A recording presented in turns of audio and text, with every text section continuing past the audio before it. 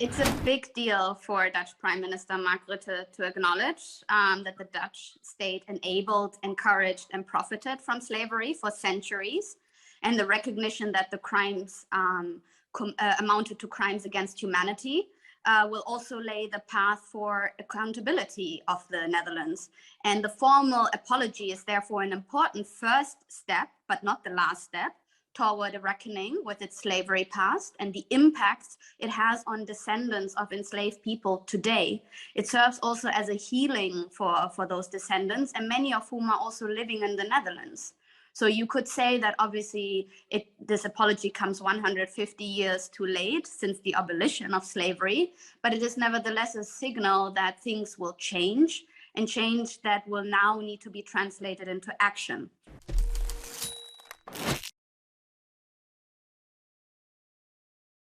For an apology to really go as far as it should, it really requires a recognition that crimes have been committed, right, during the colonial era, and a true commitment also to repair these wrongs. And when we're looking, at these former colonial powers, we could look at France, we could look at Spain, we could look at Portugal. These are major colonial powers, and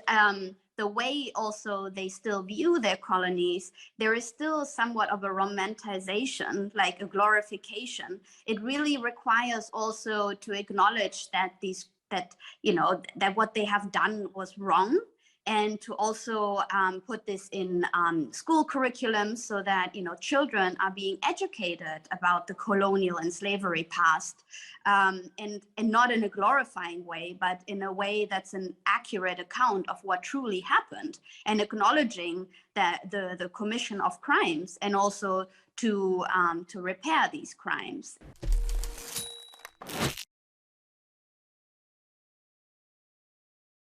The European Commission issued after George Floyd